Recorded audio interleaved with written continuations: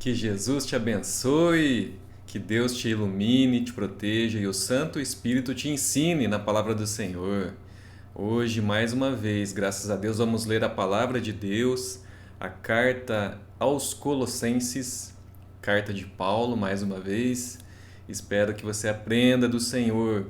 Separe mais uma vez esse tempo para Deus. Deixe um pouco o lazer e com certeza você se alimentará da palavra do Senhor, que é bênção para a nossa vida, para a sua vida. Deus te abençoe e boa leitura. Capítulo 1, Carta aos Colossenses. Paulo, apóstolo de Cristo Jesus, por vontade de Deus, e o irmão Timóteo, aos santos e fiéis irmãos em Cristo que se encontram em Colossos. Graça e paz a vós outros da parte de Deus, nosso Pai. Damos sempre graças a Deus, Pai de nosso Senhor Jesus Cristo, quando oramos por vós, desde que ouvimos da vossa fé em Cristo Jesus e do amor que tendes para com todos os santos, por causa da esperança que vos está preservada nos céus, da qual antes ouvistes pela palavra da verdade do Evangelho, que chegou até vós, como também em todo o mundo está produzindo fruto e crescendo, tal acontece entre vós, desde o dia em que ouvistes e entendestes a graça de Deus na verdade, segundo fostes instruídos por Epáfras, nosso amado conservo, e quanto a vós outros, fiel ministro de Cristo, o qual também nos relatou a vosso amor no Espírito. Por esta razão, também nós, desde o dia em que o ouvimos, não cessamos de orar por vós e de pedir que transbordeis de pleno conhecimento da sua vontade, em toda sabedoria e entendimento espiritual, a fim de viverdes de modo digno do Senhor, para o seu inteiro agrado, frutificando em toda boa obra e crescendo no pleno conhecimento de Deus, sendo fortalecidos com todo o poder, segundo a força da sua glória, em toda a perseverança e longanimidade, com alegria, dando graças ao Pai que vos fez idôneos à parte que vos cabe na herança dos santos na luz. Ele nos libertou do império das trevas e nos transportou para o reino do Filho do seu amor, no qual temos a redenção, a remissão dos pecados. Este é a imagem do Deus invisível, o primogênito de toda a criação, pois nele foram criadas todas as coisas, nos céus e sobre a terra, as visíveis e as invisíveis, sejam tronos, sejam soberanias, quer principados, quer potestades. Tudo foi criado por meio dele e para ele.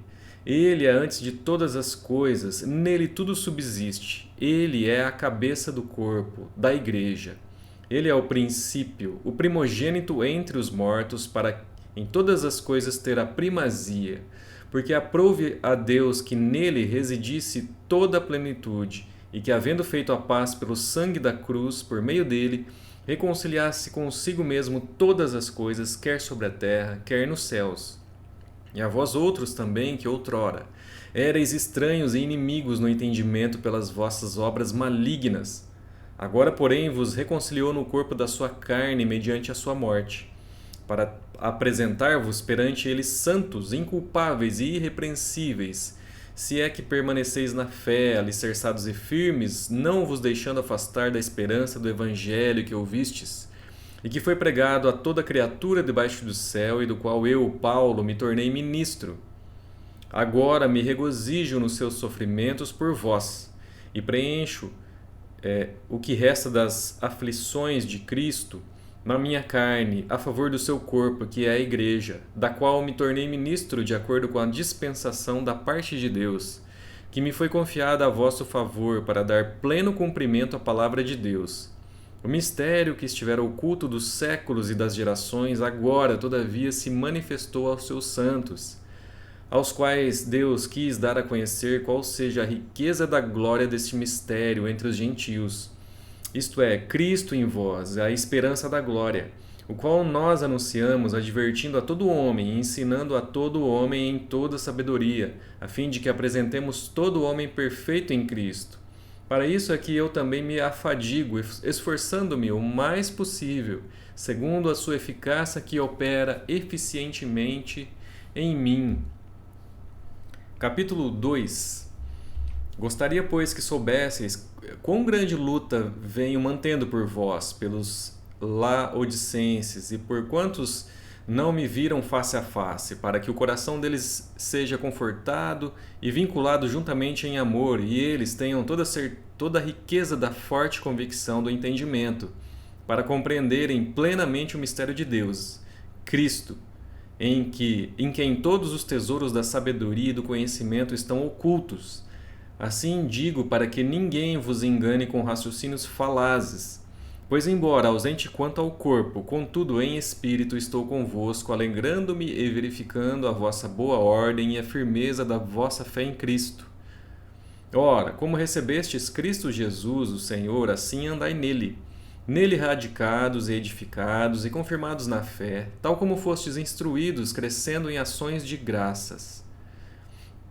Cuidado que ninguém vos venha a enredar com sua filosofia e vãs sutilezas, conforme a tradição dos homens, conforme os rudimentos do mundo e não segundo Cristo.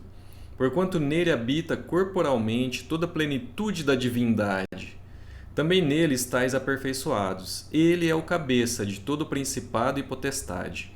Nele também fostes circuncidados, não por intermédio de mãos, mas no despojamento do corpo da carne, que é a circuncisão de Cristo, tendo sido sepultados juntamente com ele no batismo, no qual igualmente fostes ressuscitados mediante a fé, no poder de Deus que o ressuscitou dentre os mortos. E a vós outros, que estáveis mortos pelas vossas transgressões e pela incircuncisão da vossa carne, vos deu vida juntamente com ele, perdoando todos os nossos delitos, tendo cancelado o escrito de dívida que era contra nós e que constava de ordenanças, o qual nos era prejudicial, removeu-o inteiramente, encravando-o na cruz, e despojando os principados e as potestades, publicamente os expôs ao desprezo, triunfando deles na cruz. Ninguém, pois, vos julgue por causa de comida e bebida, ou dia de festa, ou lua nova, ou sábados, porque tudo isso tem sido sombra das coisas que haviam de vir. Porém, o corpo é de Cristo.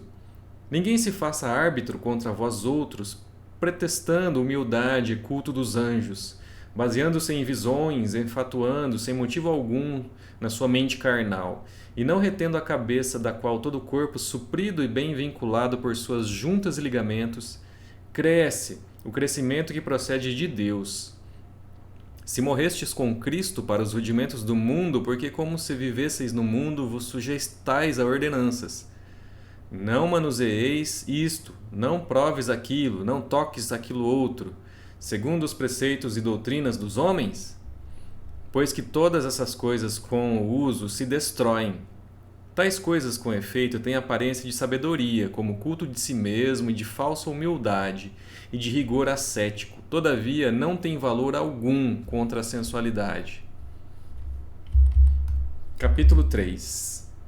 Portanto, se fostes ressuscitados juntamente com Cristo, buscai as coisas lá do alto, onde Cristo vive, assentado à direita de Deus. Pensai nas coisas lá do alto, não nas que são aqui da terra, porque morrestes e a vossa vida está oculta juntamente com Cristo em Deus. Quando Cristo, que é a nossa vida, se manifestar, então vós também sereis manifestados com Ele em glória. Fazei, pois, morrer a vossa natureza terrena, prostituição, impureza, paixão lasciva, desejo maligno e avareza, que é idolatria. Por estas coisas é que vem a ira de Deus sobre os filhos da desobediência. Ora, nestas mesmas coisas andastes vós também noutro tempo, quando vivíeis nelas. Agora, porém, despojai-vos igualmente de tudo isto: ira, indignação, maldade, maledicência, linguagem obscena do vosso falar. Não mintais uns aos outros, uma vez que vos despistes do velho homem com os seus feitos, e vos revestistes do novo homem que se refaz para o pleno conhecimento segundo a imagem daquele que o criou, no qual não pode haver grego nem judeu, circuncisão nem incircuncisão, bárbaro, cita, escravo, livre, porém Cristo é tudo em todos. Revesti-vos, pois, como eleitos de Deus, santos e amados, de ternos afetos, de misericórdia, de bondade, de humildade, de mansidão, de longanimidade, Suportai-vos uns aos outros, perdoai-vos mutuamente, caso alguém tenha motivo de queixa contra outrem. Assim como o Senhor vos perdoou, assim também perdoai vós. Acima de tudo isto, porém, esteja o amor, que é o vínculo da perfeição. Seja a paz de Cristo o árbitro em vosso coração, a qual também fostes chamados em um só corpo.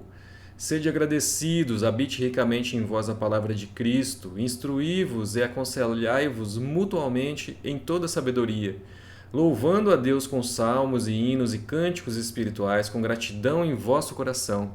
E tudo o que fizerdes seja em palavra, seja em ação, fazei-o em nome do Senhor Jesus, dando por ele graças a Deus Pai. Esposas, sede submissas ao próprio marido, como convém no Senhor. Maridos, amai a vossa esposa e não a trateis com amargura. Filhos, em tudo obedecei a vossos pais, pois fazê-lo é grato diante do Senhor. Pais, não irriteis os vossos filhos, para que não fiquem desanimados. Servos, obedecei em tudo ao vosso Senhor segundo a carne, não servindo apenas sob vigilância, visando tão somente agradar a homens, mas em singeleza de coração, temendo ao Senhor.